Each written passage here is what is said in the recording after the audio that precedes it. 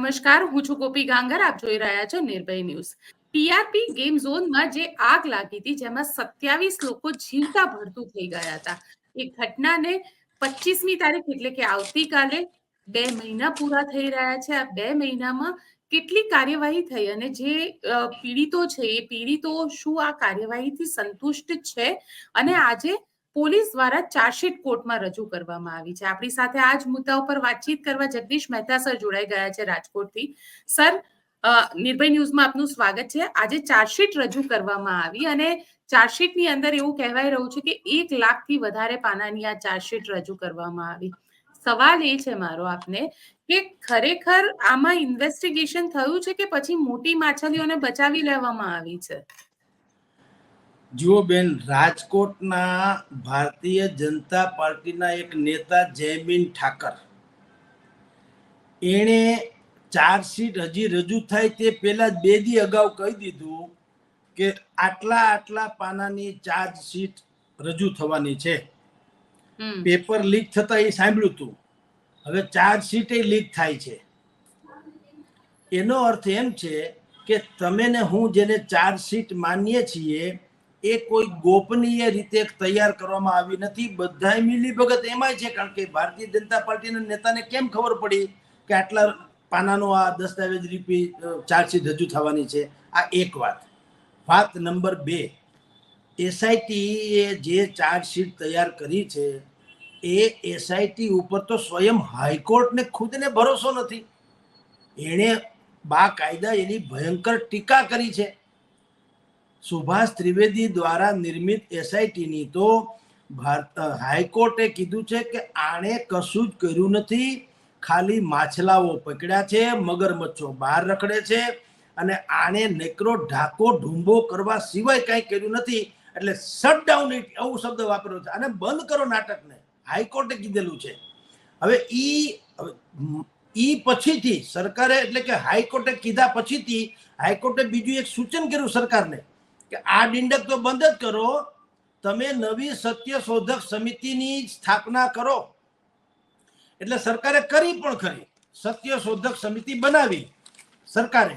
SIT પછી કહું છું, એ સત્ય શોધક સમિતિ જે સરકારે બનાવી એમાં મનીષા ચંદ્રા, આ આઈપીએસ ને આઈએએસ કેડરના લોકો છે, મનીષા ચંદ્રા, પી સ્વરૂપ અને રાજકુમાર બેનીવાલે, આ 3 એમાં અફસર છે. એની આગેવાનીમાં કહેવાતી સત્ય શોધક સમિતિ બની છે.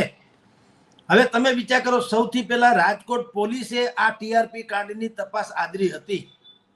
પછી હર્ષ સંઘવી સાહેબ અહીંયા આવ્યા, કારણ કે ઘટના બહુ મોટી એટલે એણે એસઆઈટીની સ્થાપના કરવાની વાત કરી. એટલે તપાસ 2 થઈ. પછી હાઈકોર્ટે કીધું કે એસઆઈટી તો બોગસ છે, એમાં કઈ દમ નથી, આ તો ઉલ્લુ બનાવે છે, મગરમચ્છોને પકડતી નથી, માછલાઓને પકડે છે, શટડાઉન ઇટ. એટલે ઈ ડિંડક બંધ રહ્યું. એટલે સત્ય શોધક સમિતિ આવી. એટલે એસઆઈટી, પેલી પોલીસ, પછી એસઆઈટી, પછી સત્ય શોધક સમિતિ, અને હવે જે ચોથી છે એ સાગઠિયાની પાસે કેટલી મિલકતો છે ને એના કોણ સાગરીતો છે એના માટે સ્પેશિયલ પાછી એક એસઆઈટી રીમમાં આવી છે. એટલે આ 4 તો પેલા તપાસ સમિતિઓ થઈ અત્યારે હાલની તારીખે, અને આ જે ચાર્જશીટ આજે થઈ ગઈ એમ આપ કહો છો એ સુભાષ ત્રિવેદીની એસઆઈટી વાળી છે. તો જેનું કોઈ મૂલ્ય નથી, કારણ કે એસઆઈટીના રિપોર્ટ હાઈકોર્ટમાં એટલે કે અદાલતમાં માન્ય ગણાતા નથી, સિવાય કે સરકાર એને કરે. તો સરકારે તો એ કર્યું નથી. સરકાર તો શું કરે છે, સૌથી પહેલા તો રાજકોટ પોલીસ જેણે તપાસ કરી હતી એણે ફરિયાદી બનીને અહીંયા આમાં ગુનો નોંધ્યો છે. હવે એમાં એસઆઈટી નો ક્યાંય ઉલ્લેખ નથી. એટલે જે ચાર્જશીટ પોલીસે નક્કી કરેલી છે, ટૂંકમાં પોલીસ, રાજકોટ પોલીસે, કોર્ટમાં એ જ માન્ય ગણાશે. આ જે ચાર્જશીટ તમે ને હું કહીએ છીએ એ ચાર્જશીટ તો સરકારને આપવામાં આવતો એક અહેવાલ છે કે ભાઈ આમાં અમારી તપાસમાં આવું એવું ખુલ્યું, ધેટ્સ ઓલ. એ પાછો કોર્ટનો મુદ્દો નથી બનતો. મોરબીના પુલ કાંડમાં પણ આમ જ થયું હતું. એસઆઈટીને તપાસ સોંપી, એસઆઈટીએ રિપોર્ટ બનાવ્યો, રિપોર્ટ બનાવીને અદાલતમાં જ્યારે પેશ કર્યો ત્યારે એસઆઈટીના રિપોર્ટને અવગણીને જે મેઇન ભાઈ છે, જે આ પુલના કાંડમાં જેના સંડોવાયેલા છે, ઘડિયાળના મોટા વેપારી, એના વકીલે કોર્ટને કીધું કે સામેના પ્રતિવાદી લોકો જે દલીલ કરે છે એ એસઆઈટીના રિપોર્ટના આધારે દલીલ કરે છે, જ્યારે કે હું ને તમે જે કેસ કોર્ટમાં ફાઇલ થયેલો છે એ પોલીસની ચાર્જશીટ ઉપર છે, એસઆઈટીના રિપોર્ટ ઉપર નથી. એટલે એસઆઈટીનો રિપોર્ટ તમે આમાં ગણાય નહીં એટલી ભાઈને કહીજો જવા જોઈએ બહાર કાઢો, અને કાઢવા પડ્યા, ન હાલ્યું એનું. એવી રીતે હું આપને કહું છું કે અત્યારે જે ચાર્જશીટ રજૂ થઈ છે એ એસઆઈટી દ્વારા કરવામાં આવેલી ચાર્જશીટ છે, એને કોર્ટનો મુદ્દો કે મામલો બને તો સંગીન થાય ને એમાં શું હશે કેમ ખબર. કારણ કે મેં આપને કીધું કે જયમીન ઠાકર અમારે અહીંયા જે છે એણે અત્યારે જાહેર 2 દિવસ પહેલા કીધું કે આટલા પાનાની ચાર્જશીટ છે. એનો અર્થ એમ છે કે ચાર્જશીટ કોની શું કેવી છે એ બધી ભાજપ વાળાને ખબર છે. હવે અત્યારે તો તમે હું જાણીએ છીએ કે આખા પ્રકરણમાં બધાની શંકા કોના ઉપર છે? ભારતીય જનતા પાર્ટીના રાજકોટ મહાનગરપાલિકાના પદાધિકારીઓ સામે છે. હવે એને જો આ બધી કેટલા પાનાની ચાર્જશીટ છે, શું થવાનું છે બધી ખબર હોય તો એ ચાર્જશીટનો મતલબ એ શું મને કહો. એટલે અત્યારે પહેલેથી આ પ્રકરણમાં બેન પહેલેથી જે કરવામાં આવતું હતું ઢાકો ડુંબો એ હજી ચાલુ છે એમ કે તો હાલે. અને ફહમી બદાયુની નામના એક લેખક જે કવિ શાયર થઈ ગયા ને એની 4 પંક્તિ છે એ આ કેસને લાગુ પડે એવી છે. આ જેટલી એસઆઈટી જે બધા ગોળ કુંડાળા કર્યા છે ને બધાને લાગુ પડે એવી ફહમી બદાયુની શાયરનું નામ છે. એને કીધું तुम्हें बस ये बताना चाहता हूं, तुम्हें बस ये बताना चाहता हूं कि मैं तुमसे क्या छुपाना चाहता हूं, और कभी मुझसे भी कोई झूठ बोलो, कभी मुझसे भी कोई झूठ बोलो, मैं हाँ में हाँ मिलाना चाहता हूं. એટલે આપણે જેને અત્યારે ચાર્જશીટ ને આપણને એમ લાગે, આપણને તો નથી લાગતું કારણ કે આપણે સમજીએ, પણ પ્રજાને અખબારોમાં જે આવે ચાર્જશીટ રજૂ થઈ ગઈ તો આપણને લાગે કાલ તો જે આરોપી છે ફાંસીને ગાળીએ ચડાવી દે. કોઈ હરામ બરોબર જેમ બજેટની કોઈ અસર આજની તારીખે નથી. ગઈકાલે બજેટ હતું ફૂલ ગુલાબી, આજે કણે પાવલી ઘટાડી, રીંગણા ટમેટા મરચા ચા દૂધ કોફીમાં ક્યાંય એક ઘટ્યું મને કયો ફૂલ ગુલાબી છે. શેનું ફૂલ ગુલાબી? એવી રીતે આ ચાર્જશીટ રજૂ થાય તો આજ બધા ફફડાટ અનુભવવો જોઈએ ને. ભારતીય જનતા પાર્ટીના જે એને તો ખબર છે કોણ ગુનેગાર છે એને તો ખબર છે, તો એ ક્યાંક આડાવડા થઈ જવા જોઈએ, છુપાઈ જવા જોઈએ, વકીલની વ્યવસ્થા કરવા માંડવી જોઈએ, ફફડવા જોઈએ. કાંઈ નહીં, એ ટેસડા કરે રાતે રાણ જેવા થઈને ફરે. કાંઈ નથી, કારણ કે આમાં પહેલેથી ઢાકો ડુંબો બેન કરવામાં આવ્યો છે. આ ઘટનામાં ક્યાંય લીગાલિટી પ્રમાણે જેને ન્યાય વંચિત લોકો ન્યાય માગે છે એવું કાંઈ હજી સુધી કોઈના ગળે ઉતરે એવો વિગત આવી નથી. સરકારે આના 4 સમિતિઓ રચી, બધા એકબીજાની ઉપર ખોએ ખો રમે છે, નાના માણસોને પૂરી દીધા અને મોટાનું કાંઈ થતું નથી. 25મી મે 2024ની ઘટના બની, આજે બીજો મહિનો આપ્યો છે એમ ચાર્જશીટને થવા આવ્યો છે, બરાબર છે. 13મી જુલાઈ 2024ના રોજ ગુજરાત હાઈકોર્ટે આની સુનાવણી કરી હતી. ત્રીજી વાર સુનાવણી હતી. 13મી જુલાઈ 2024 ત્રીજી વાર સુનાવણી કરી હતી. રજા હતી તો પણ રવિવારે હતો તો એને સુઓ મોટો દાખલ કરીને આની ગંભીરતા સમજીને સુઓ મોટો દાખલ કરીને સુનાવણી એને હાથ ધરી હતી. ત્યારે એણે કીધું હતું કે આ એસઆઈટી જે છે એ કોઈ ખાતાકીય તપાસ કરતી નથી. સુભાષભાઈ ત્રિવેદી જે છે એને પોતે પાછું એક વખત જાહેરમાં એમ કીધું હતું કે હું જેને સમન્સ મોકલાવું છું, જે અધિકારીઓ આમાં અપરાધી હોવાનું, કમસે કમ આરોપી હોવાનું પ્રથમ દ્રષ્ટિએ એમ લાગે છે, એવા પોલીસ કમિશનર, કલેક્ટર, માની લ્યો જિલ્લા પોલીસ વડા વગેરે, તો એણે એમ કીધું કે મેં જેને સમન્સ મોકલાવ્યા છે એ લોકો મને જવાબ જ નથી દેતા. એ એમ કે છે કે હું તો જુનિયર છું, મારા કરતા એ લોકો સિનિયર છે એટલે મને આદેશ ન કરી શકે. લ્યો હાલો, હવે આ હું ઉકાળે મને કયો. એટલે ભલે આજે 2 મહિના આ કરુણાંતિકાને થયા ને આજે ચાર્જશીટ રજૂ થાય, ફીફા ખાંડવા સિવાય કાંઈ થવાનું નથી બેન. જી, આપ કહી રહ્યા છો કે આની અંદર કોઈ એવી કાર્યવાહી ઠોસ થવાની નથી, પણ સવાલ એ પણ ઉભો થઈ રહ્યો છે કે ત્યાં આગળ જે સાગઠિયાને એ લોકો પકડાયા હતા, 15 જણાને પકડવામાં આવ્યા, એ પછી માનો એવું લાગે આપણને કે જે ઇન્વેસ્ટિગેશન છે એ આખું રોકાઈ ગયું છે. ક્યાંય કોઈ એ પછી કોઈ અપડેટ જ નહીં, કોઈને અરેસ્ટ કરવામાં ના એસીબી ને પણ ઇન્વેસ્ટિગેશન સોંપી દેવામાં આવ્યું ને એસીબી પણ ક્યાંય એવું કોઈ જેને કહી શકાય કે ઠોસ કોઈ કાર્યવાહી એસીબી દ્વારા પણ કરવામાં નથી આવી. બેન એટલા માટે નથી કરવામાં આવી કારણ કે કોઈ વસ્તુ કંઈ શોધવી પડે કે ખોજવી પડે એવી છે જ નહીં. અને જો જે અપરાધીઓ છે એની ઉપર જો એક્શન લેવામાં આવે તો સત્યાનાશ થઈ જાય આખા પક્ષની ઇમેજનું. બિલકુલ. અને બીજું, માથે તો પાછી ચૂંટણી છે. ઓક્ટોબર નવેમ્બરમાં જિલ્લા તાલુકા પંચાયત કક્ષાની ચૂંટણી છે.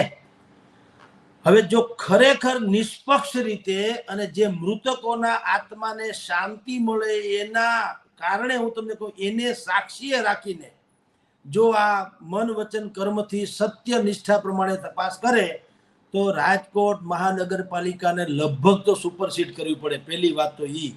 બીજું, આ બધાને દુનિયાભરને જેલમાં નાખવા પડે. આ પાપી લોકો જે અત્યારે ફાંકા ફોતરી કરતા ફરે છે એને જેલમાં નાખવા પડે. એનોય વાંધો નથી સરકારને. સુપરસીડ કરે એનોય વાંધો નથી સરકારને.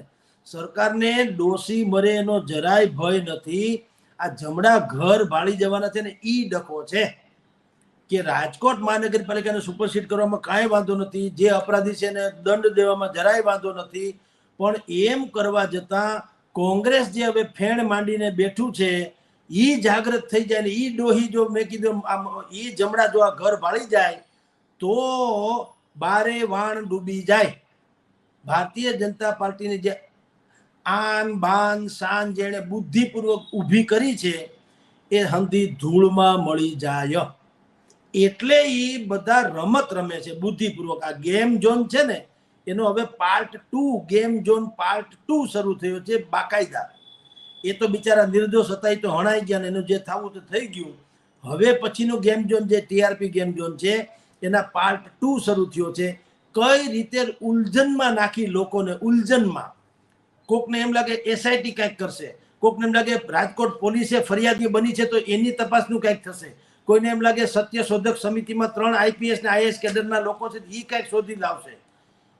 કોઈ કરતા કોઈ કાંઈ નહીં. બધા મામા માસીના છે, બધા એકબીજાને મળે હળે છે. કોઈ તટસ્થ બટસ્થ કાંઈ છે નહીં.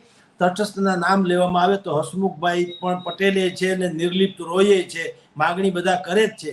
મૂકોને એને શું પ્રોબ્લેમ છે તમને? જો સત્ય, અને સત્ય આખા રાજકોટને ખબર છે ને સમિતિઓને ખબર નથી, બોલો તો આ એનો એનાથી વિશેષ શું હોય? 18 લાખની જનસંખ્યામાંથી બોલી ચાલી શકે ને સમજી શકે એવા 10 લાખ લોકો છે. એને તમે ગમે એને પૂછો બધાય કહી દે કોણ છે આના અપરાધી. લ્યો, તો શેની સંશોધન ને શેની સમિતિ? એટલે ઉલ્લુ બનાવવાનું કારખાનું છે, ટાઈમ પાસિંગ જોબ છે. અને નવી ગેમ ઝોન શરૂ થયો છે બાકાયદા પક્ષની ઇજ્જત બચાવો આંદોલન. જેથી કરીને વિપક્ષ જે છે એ સર્વે સર્વા ન થઈ જાય, એને હાથે કરીને સામેથી મુદ્દો ન આપવો.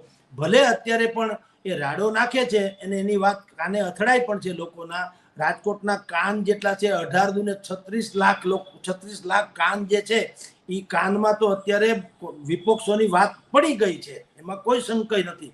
પણ કોશિશ કરે છે ભારતીય જનતા પાર્ટી કે બને ત્યાં સુધી જે પાપી લોકો છે એના બિલકુલ બેનકાબ ન થાય. કારણ કે એના છાંટા આખી ગુજરાતમાં જિલ્લા તાલુકા પંચાયતની ચૂંટણીઓમાં ઉડે એમ છે અને ભાજપે ઉડે એમ છે.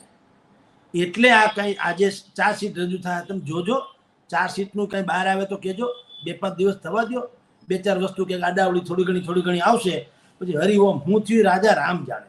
તમે જુઓ ને, કિરણભાઈ પટેલ કરીને એક સીએમઓ પીએમઓ નો ડુપ્લિકેટ કાશ્મીર સુધી ફરી આવ્યો હતો અને ઉલ્લુ બનાવીને લદ્દાખ સુધી ગયા હતા, બધું કર્યું હતું. એનું શું થયું કોઈ કહે છે? એ કોઈ કહેતું નથી કે ભાઈ તમે ફોલોઅપ તો કરો. તમે સામાન્ય લોકોને, અહીંયા અમારા રાજકોટમાં ધારાગઢ નામનું, સૌરાષ્ટ્રમાં ધારાગઢ નામનું ગામ છે, ધારાગઢ, સુરેન્દ્રનગર પંથકમાં. એ ચોર ચપાટી માટે જાણીતું ગામ પેલા હતું, કુખ્યાત. હવે ધારાગઢની ગેંગ પકડાય, હવે એને પકડાવવું અને છૂટવું એ લગભગ એનો રૂટીન ક્રમ હતો. જેમ આપણે ઓફિસે આવવું ને ઘરે જવું, એમ એને પકડાવવું ને છૂટવું, પકડાવવું ને છૂટવું. એના માટે કઈ નવીન વાત નથી. તો પણ એવા જે 5 જેવા લંગુરિયાને પકડે તોય અહીંયા પોલીસ કમિશનર ફાંકા ફોદારી કરીને દુનિયાભરના ટેબલ ખુરશી મૂકીને જાણે બહુ મોટા મીર માર્યા હોય કે કોઈ કસાબને પકડ્યા હોય ને એમ મોટી પ્રેસ કોન્ફરન્સ કરીને કહેતા હોય છે અમને કે જુઓ આ બધા ધારાગઢની ગેમ અમે પકડી પાડીને એકારે 60 જેટલી 70 જેટલી ગુનાઓ જેમ કે કબૂલી નાખ્યા. પણ એમાંથી કોઈને પાવલું મળે નહીં. એ પોતે કે જગદીશભાઈના ઘરમાંથી દાખલા તરીકે મારા ઘરમાંથી 50,000 લઈ જતી કે ખરો પાછો, કે જગદીશભાઈના ઘરમાંથી 50,000 રૂપિયા હું લઈ ગયો, પછી કે તમે શું કર્યું? તમે વાપરી નાખ્યા. તો હે લ્યો પતી ગયું. પણ તો તમે વાપરી નાખ્યો તો મને આપો તો ખરા, મેં તો ગુમાવ્યા. એ તો પોતે ઈ પણ કહે છે ને, ચોર ખુદ કહે છે કે જગદીશભાઈના ઘરમાંથી 50,000 રૂપિયા મેં ઉઠાવ્યા.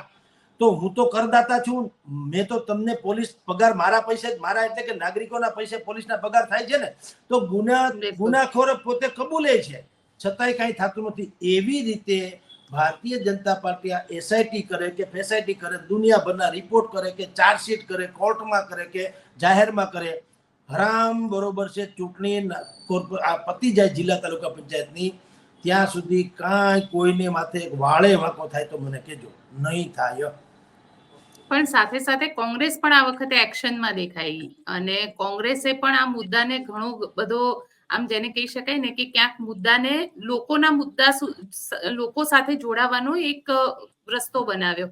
1 તારીખથી એ લોકો ફરીથી આંદોલનની શરૂઆત કરે છે, અને હવે મોરબીથી લઈને રાજકોટથી લઈને જેટલા પણ પીડિતો છે, સુરત સુધીનું આખું આંદોલન એ લોકો શરૂ કરી રહ્યા છે.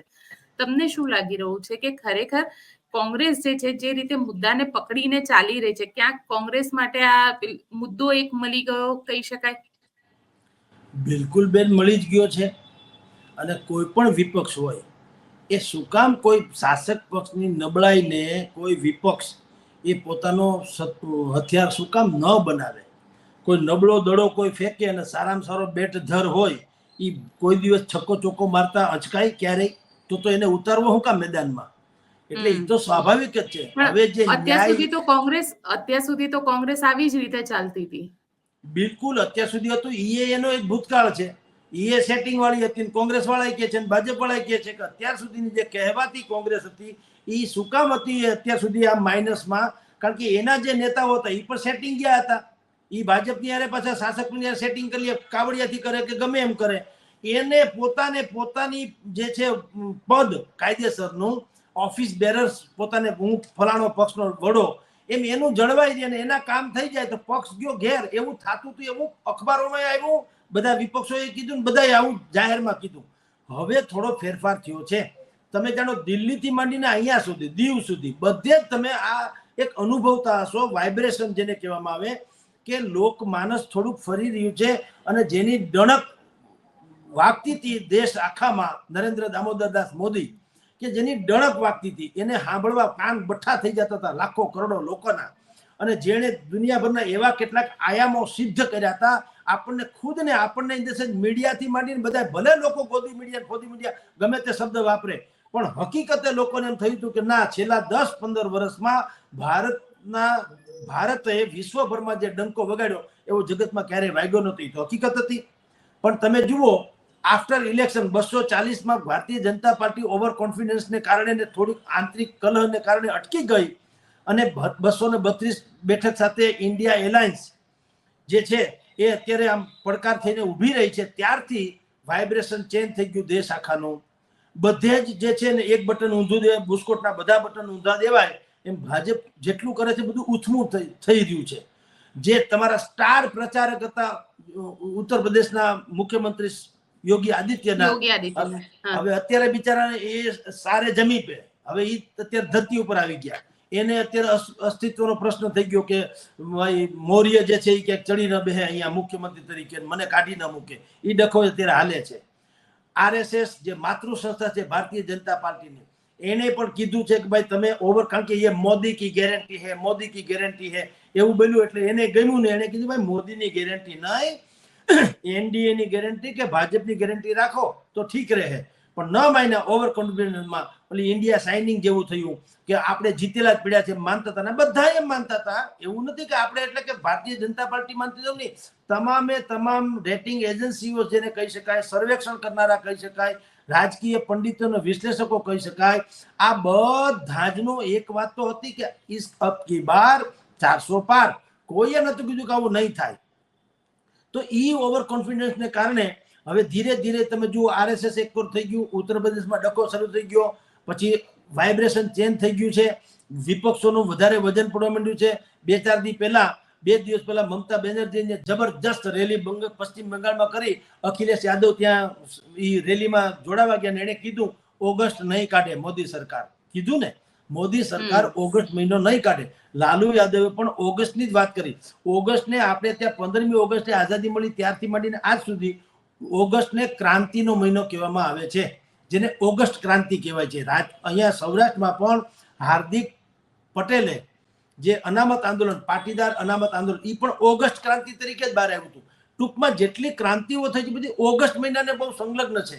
અત્યારે પણ વિપક્ષના લોકો ઓગસ્ટ મહિનાને ટાર્ગેટ રાખીને ચાલી રહ્યા છે. હમણાં સમાચાર આજે જ આવ્યા કે જે રાજ્યોને અત્યારે ચંદ્રાબાબુ અને બિહારના નીતિશ કુમાર આ બેયને પૈસા આપ્યા બજેટમાં, તો બીજા બધા રાજ્યો જે છે એ રીસાણા છે કે હવે અમારે કે અમને આપો નહીતર અમારે ક્યાંક ખેલ પાડવો પડશે. એટલે આજે એવા ન્યૂઝ આવ્યા છે, સાચું ખોટું રામ જાણે, કે 15મી ઓગસ્ટે વડાપ્રધાન નરેન્દ્ર મોદી લાલ કિલ્લા ઉપરથી જે રાજ્યો રીસાય તો પોસાય એમ નથી એવા રાજ્યો માટે પણ કંઈક વિશેષ જાહેરાત કરી શકે. એનો અર્થ સરવાળો હું તમને એ કહું છું કે સત્યાનાશ થઈ ગયો છે, વાઇબ્રેશન ચેન્જ થઈ ગયું છે. જેના તમને કહું કે જેને પોતાને શરદી થતી ગામ આખું છીકવા માંડતું હતું એવા નરેન્દ્ર મોદી અત્યારે બિચારા મજબૂર બન્યા છે. એનું બરાબર હાલતું નથી એમ કહો તો ચાલે ને, એને અસ્તિત્વ માટે ઝંખી રહ્યા છે અથવા તો ઝઝુમી રહ્યા છે.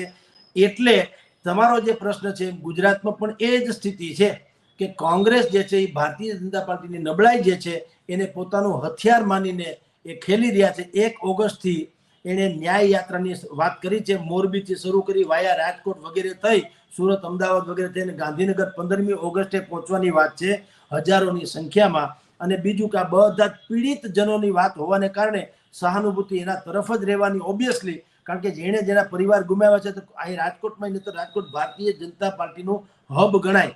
અને એ તેમ છતાં જિગ્નેશ હિરાણીએ અને કોંગ્રેસે અહીંયા આવીને બંધનું એલાન આપ્યું હતું. જડબેસલાક બંધ રહ્યું એ સૂચવે છે કે વાઇબ્રેશન કંઈક ફરી રહ્યું છે, લોકમાનસ ફરી રહ્યું છે. ભારતીય જનતા પાર્ટી, અમને ખુદને આશ્ચર્ય થાય છે કે ભારતીય જનતા પાર્ટીના ચાણક્યો ક્યાં ગયા, એના નીતિ વિષયક નિર્ણયો કરનારા ક્યાં ગયા, એના એજન્ડા સેટ કરનારા ક્યાં ગયા, એના દૂરંદેશી ભરેલા નેતાઓ ક્યાં ગયા. એને જે સામાન્ય માણસને, મારા તમારા જેવા સામાન્ય માણસને જે વાત સમજાય છે કે ભાઈ તમારો કાળ ગોકુળમાં ઉછરી રહ્યો છે, એ તમને કેમ આકાશવાણી સંભળાતી નથી? અને નહીં સંભળાય તો તમે કર્યા ભોગવો. મીડિયાનું કામ છે સત્ય વાત ઉજાગર કરવાનું. ભલે તમને કડવું લાગે, તમને એટલે શાસક પક્ષને, તો ભાઈ તમને કડવું ભલે લાગે, દવા કોઈ દી મીઠી હોય નહીં. અને અમારે તમારી પાસેથી કઈ જોતું જ નથી. કડવું તો કડવું, પણ સત્ય છે એ તો છે. એટલે ભાજપને સમજાતું નથી અને કોંગ્રેસ બુદ્ધિપૂર્વક 1 બાય 1 એ સ્કોર કરતી જાય છે. આને આ સ્થિતિ જો રહી, ફેરફાર કરે તો જુદી વાત છે, સંગઠનથી માંડીને સરકાર સુધીમાં ફેરફાર કરે તો જુદી વાત છે, નહીં કરે તો જિલ્લા તાલુકા પંચાયતની ચૂંટણી ઓક્ટોબર નવેમ્બરમાં થવાની છે. ત્યારે આ બધા જ જે કલંકિત કાંડ છે એમાં ભારતીય જનતા પાર્ટીની પ્રતિષ્ઠા બળીને રાખ થઈ જવાની સંભાવના નકારી શકાતી નથી બેન. સાથે સર એક વાત એ પણ તમને પૂછી લો, કારણ કે જે રીતે આપે કીધું કે ભારતીય જનતા પાર્ટી એ ટીઆરપી ગેમ ઝોન હોય કે પછી અન્ય, કારણ કે ગઈકાલે જે સુરતની અંદરથી જે વિકાસ આહિર નામની વ્યક્તિ પકડાઈ હતી, આજે ગોપાલ ઇટાલિયાએ ખૂબ મોટા આરોપ લગાડ્યા અને ગોપાલ ઇટાલિયાએ કીધું કે ભાજપની પોલીસ એને બચાવી રહી છે. કારણ કે જો લોમાં જોવા જઈએ તો એને માફિયા તરીકે આપી દેવું જોઈએ, અને માફિયા તરીકે આપે તો પછી એને ઘર ઉપર પણ બુલડોઝર ચાલી શકે. જે અત્યાર સુધી ભારતીય જનતા પાર્ટી દાદાનું બુલડોઝર ગુજરાતની અંદર ચાલે જ છે, ઘણી બધી જગ્યાએ ચાલ્યું છે, જામનગરમાં પણ ચાલ્યું છે, દ્વારકામાં પણ ચાલ્યું છે. તો ભારતીય જનતા પાર્ટીના નેતા સાથે કેમ નહીં? બેન જો પ્રશ્ન તો વાજિબ છે, એ તો દીવા જેવું છે. દ્વારકામાં, પોરબંદર બાજુ, દ્વારકામાં બધે બુલડોઝર ફેર્યા છે, આપણે જાણીએ છીએ. અને આ વ્યક્તિ કાયદેસરનો ડ્રગ પેડલર હતો, એ જગ જાહેર થઈ ગયું છે. આપણે આના વિશે કદાચિત આપણી ચેનલમાં શરૂઆત મેં કરી હશે કે ભારતીય જનતા પાર્ટી પાસે અત્યારે ગોલ્ડન ચાન્સ છે કે આ ભાઈ જે પકડાનો છે આહિર, એને પૂછે કે કોણ મોકલનાર છે ને કોણ લેનાર છે. બહુ મોટી માછલી તમારા હાથમાં છે, તો તમે ખરેખર શંકા પેદા થાય એવું કરો છો શું કામ? મને તો ઈ થાય. ખરેખર જો સરકારે આમ નિષ્ઠાપૂર્વક કંઈક કરવું તો એને ગોપાલ ઇટાલિયાને બોલાવજો. એક તો તમે આવો, કોંગ્રેસના કોઈ નેતા અમિત ચાવડા હોય કે જે કોઈ હોય એને બોલાવો, તમે આવો, બધા આપણે ભેગા રહીએ. કારણ કે આ બધું આફ્ટર ઓલ તો જનતાના હિતાર્થે છે ને. આ પેડલર કે ડ્રગ્સ ડ્રગ્સ જે છે એ કોઈ ભાજપનું કે ડ્રગ્સ કોંગ્રેસનું એવું વ્યસન કોઈ પક્ષનું તો છે નહીં, એ તો સત્યાનાશ કરનારું છે. તો તમને શંકા જાય ને તમે પ્રેસ કોન્ફરન્સ કરો ને અમારી ઉપર માછલા ધુઓ કે લુગડા ધુઓ, એના કરતા બેટર છે હાલો બધા ભેગા આવો. તમે આ ભાઈને તમારે પૂછવું એ પૂછી લો, અમારે પૂછવું અમે પૂછી લઈએ, પછી તમે કયો એ સજા કરીએ કાનૂનન કાયદા પ્રમાણે, આઉટ ઓફ વે જઈને નહીં. પણ એ બધાને સાથે રાખો ને. આ વિપક્ષો છે એ કોઈ તમારા પરદેશના પાકિસ્તાનના તો છે નહીં. ગોપાલ ઇટાલિયા હોય કે કોંગ્રેસના હોય કે બીજા અપક્ષ હોય, પણ વિપક્ષો છે તો ભારતના ને, આપણા તો છે ને, મૂળ તો આપણા પ્રદેશના લોકો છે ને. તો એને સંતોષ શું કામ ન આપવો જોઈએ, મને એમ થાય. તમે એને ભેગા રાખો ને એટલે તમારું કાળું થોડું કોઈને શંકા ન જાય. એ ખુદ હોય. હું તો મેં આની પહેલા કીધેલું ટીઆરપી કાંડ વખતે શરૂઆતમાં કે સરકાર એસઆઈટી બેસાઈટી નિમિત્તે ઉલ્લુ બનાવે છે, પણ જો ખરેખર એના ત્રેવડ એટલે કે દાનત હોય તો હું તમને કહું કોને કોને નિમમાં જોઈએ, પછી જિંદગીમાં કોઈ ન્યૂઝ જ ન બને, બીજા કોઈ તમારી ઉપર આક્ષેપ ના કરી શકે. કોને કોને નિમમાં જોઈએ?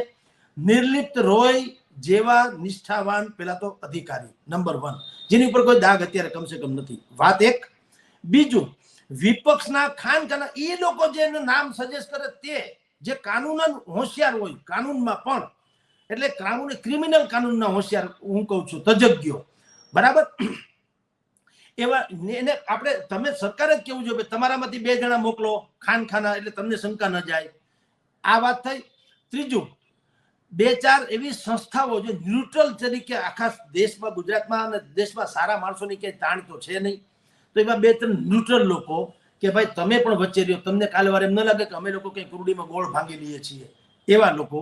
ચોથા, પીડિત લોકો જેના સ્વજનો વયા ગયા છે, એના માવતર. હવે એ તો કઈ જિંદગીમાં ખોટું કરે નહીં, પોતાના સ્વજન ગુમાવ્યા છે એટલે એની હાજરીમાં તપાસ, એની હાજરીમાં પૂછતાછ, એની હાજરીમાં બધું એને સંતોષ થવો જોઈએ. નાના બધી વાત જગદીશભાઈ પરથી ઓકાવી લીધી. આ ચોથું. અને પાંચમું, જે એવા પત્રકારો જે ક્રાઇમ બીટ સંભાળતા હોય વર્ષોથી, રાજકોટમાં હોય કે અમદાવાદમાં હોય, સુરતમાં હોય કે ગમે ત્યાં હોય, મોરબીમાં હોય, ક્રાઇમ બીટ જે સંભાળતા હોય બેન, એને બધી જ ખબર હોય લૂ ફોલ્સની, કે ચાર્જશીટમાં પણ શું, પંચનામામાં શું ભૂલ થઈ છે, ચાર્જશીટમાં શું ભૂલ થઈ છે, ભૂતકાળમાં આવા કેસમાં ક્યાં કોણે ક્યાં થાપ ખાધી કે થાપ રાખી, એને કારણે કેસ કેવો પલટાઈ ગયો અને સત્યાનાશ થઈ ગયું. એટલે એવા જે તજજ્ઞ પત્રકારો હોય, ક્રાઇમ બીટના કહું છું, એવા લોકોને પણ એમાં સાથે રાખવા જોઈએ. આમ કરી અને જો તપાસ કરે તો શું વિપક્ષનો આવે મને કયો? કારણ કે તમે સ્વયં તો એ સમિતિમાં છો, પણ તમે હાથે કરીને ઢોલની અંદર કાંઈ નથી, પણ 2 બાજુ ચામડા એવા ટાઈટ બાંધી રાખ્યા, બધા મારે કાઢો, ઢમક કાંઈ નથી. તોય પણ ખોલી નાખો ને ભાઈ, જુઓ કાંઈ નથી મારોમાં. એ ખોલતા નથી સરકાર, એ ખોલ નથી દેતા, એટલે વિપક્ષોને ઢમ કરીને મારે છે. અને સરકાર છે ની માર ખાવા માટે છે ને અત્યારે માર ખાઈ સરકાર બની ગઈ છે. શું કામ? કે સાચું કહી કેમ નથી અને ખોટું હાલે એમ નથી. મુશ્કેલી અહીંયા આવીને પડી છે બેન. બિલકુલ સર. અને સાથે સર એક કારણ કે જે રીતની આખી વાત આપ કરી રહ્યા છો, અને સવાલ અહીંયા એ પણ આવે છે કે ટીઆરપી કાંડમાં આવતીકાલે 2 મહિના પૂરા થશે, અને આ 2 મહિનામાં જે પીડિતો છે એ પીડિતોની તો જિંદગી આખી જ બદલાઈ ગઈ છે. ઘણા બધાએ પોતાના વાલ સોયાને ખોયા છે. આ પીડિતો હવે શું કહી રહ્યા છે? રાજકોટમાં આપ લોકલ છો, ત્યાં આગળ જે આપની છાપું પણ ઘણું બધું કવર કરતું રહ્યું છે, એ પીડિતો શું કહી રહ્યા છે? બેન, પીડિતોની વ્યથા પણ એક છે ને અસમંજસ ભરી છે. કારણ એવું છે કે મોટા ભાગના ક્ષત્રિય સમાજના લોકો છે, એનો પૂર્વાર્ધ ભાજપ સાથે છે. આ ઘટના પછી નહીં, ઘટના પહેલા એ બધાના છેડા વાયા મીડિયા ક્યાંય ને ક્યાંય એના સંબંધો, ધંધા દાપાથી માંડીને બધું જ ભારતીય જનતા પાર્ટી સાથે હતું. હવે આ ઘટના બની એટલે તો સ્વાભાવિક એમાં પક્ષાપક્ષી આવે નહીં, પણ એ એટલી હદે ભાજપની વિરુદ્ધમાં જતા નથી કે જે તમે હું માનીએ કે આવું કરવું જોઈએ. એ લોકોએ માની લ્યો તો આખો દેશ કે આખો પ્રદેશ એમ માની રહ્યો હોય કે ભાઈ પીડિતો શું કેમ આગળ નથી આવતા. પ્રશ્ન પણ એ છે ને, એ ખુદ ફરિયાદી કેમ ન બને? મને કહો, એના પોતાના સંતાનો ઓફ થઈ ગયા છે તો સ્વાભાવિક જ છે એ ફરિયાદી તો બનવા જોઈએ પોતે. હાલો ભાઈ, જે તે દિવસે એની માનસિકતા બરાબર નથી, હતપ્રભ થઈ ગયા હતા તો ઓકે. હવે તો તેઓ સ્થિર થઈ ગયા છે અને બધી ખબર પડી ગઈ, જે બનવા કાળ બની ગયું, સહન કરી લીધું, કાળજા કપાઈ ગયા, બધું જ થઈ ગયું ઠંડે કલેજે. પણ હવે તમે 5 સારા એડવોકેટ્સની સલાહ લઈ અને સ્વયં રીતે ફરિયાદી શું કામ નથી બનતા?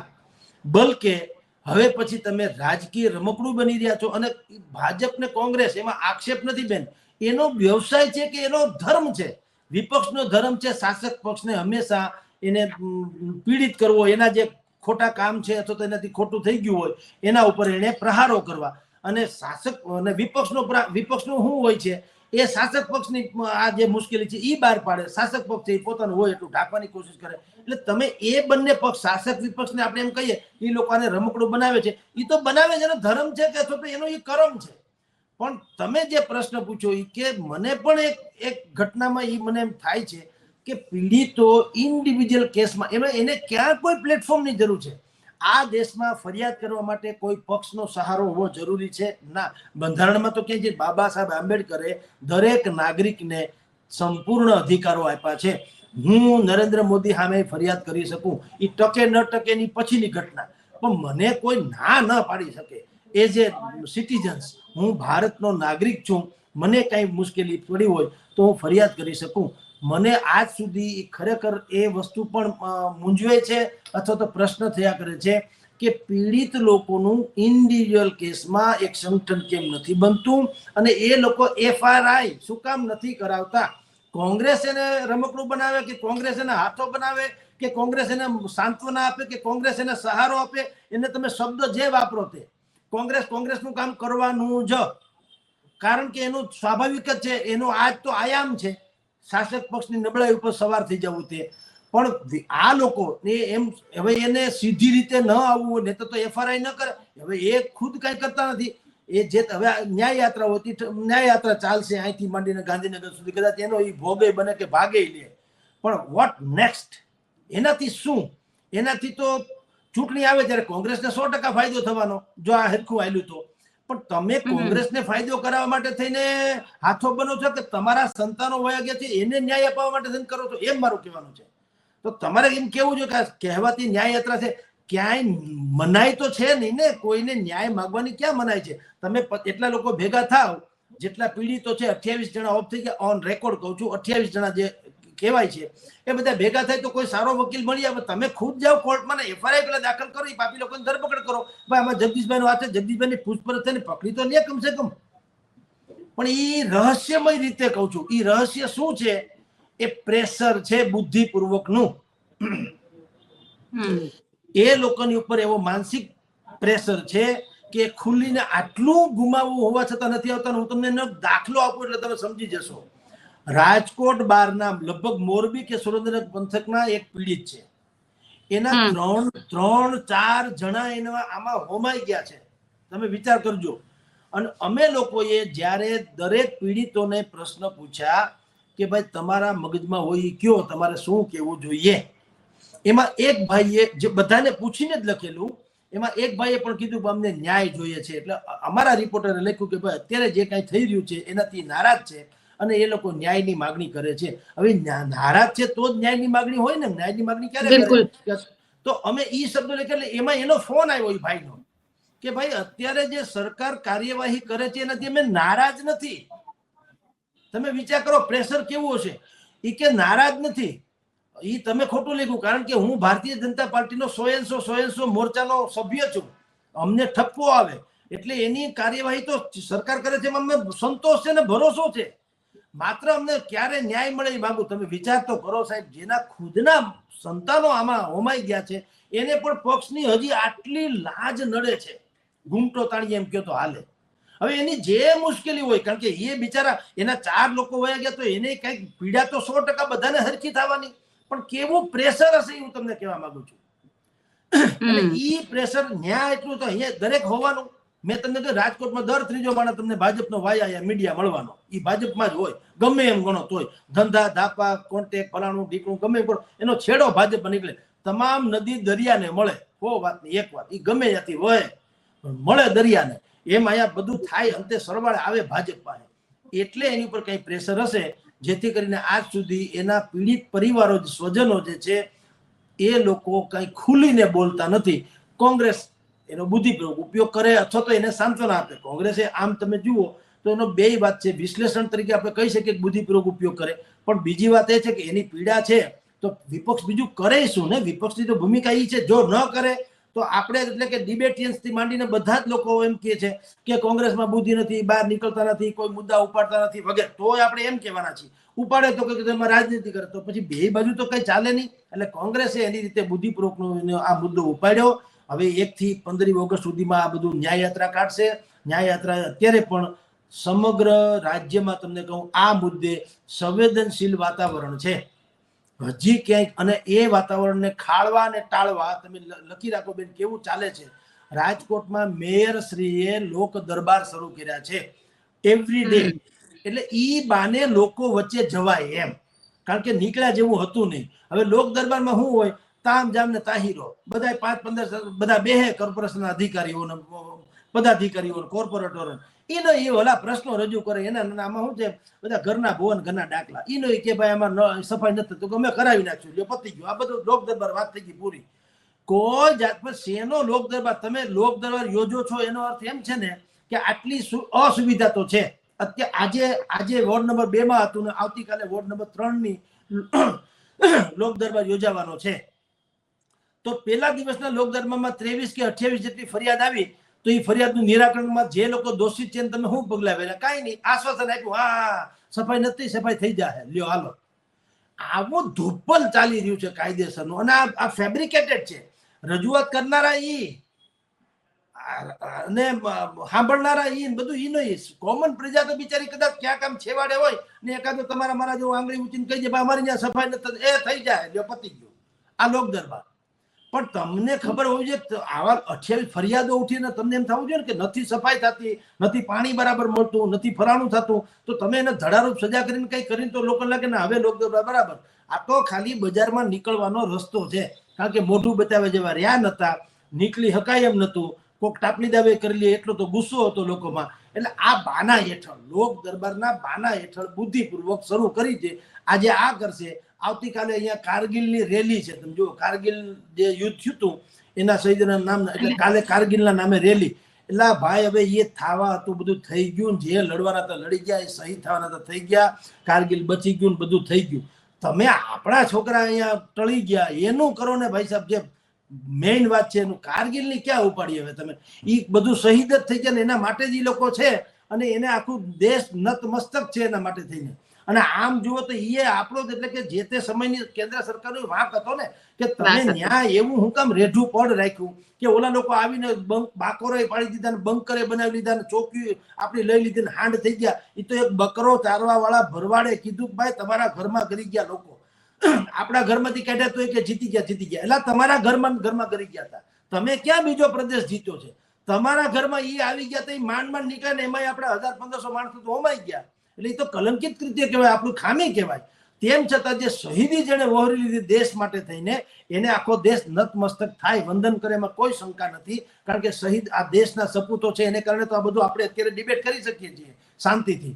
તો એની શહીદી છે, પણ એને અહીંયા ઉજવણીના ભાગરૂપે શહીદમાં કારગિલ એ કાલે અહીં બધું મસાલ રેલી કાઢશે, ઠમક કરતા આખા શહેરમાં નીકળશે. પણ ભલા ઈ નીકળશે એટલે નીકળવા ઈ બાને અમારા બજારમાં આવવું, એમ મારું કહેવાનું છે ટૂંકમાં. નતા વાત આ છે બેન, બીજું કોઈ વસ્તુ આમાં કઈ સંવેદન છે નહીં. ભારતીય જનતા પાર્ટી જેટલું આમાં હજી પેલા આ જ કીધું હતું, આજે આ જ કહું છું, જેટલું મોડું કરશે અને જેટલું ઢાંકવાની કોશિશ કરશે, પોલિટિકલી એને ભયંકર નુકસાન થશે. બિલકુલ સર, આપ અમારી સાથે જોડાયા તેના માટે આપનો ખૂબ ખૂબ આભાર. નમસ્કાર બેન. તો આપ શું વિચારો છો મને કોમેન્ટ બોક્સમાં ચોક્કસથી લખીને જણાવજો. અમારી ચેનલ નિર્ભય ન્યૂઝને લાઇક, શેર અને સબસ્ક્રાઇબ કરવાનું ભૂલશો નહીં. આભાર.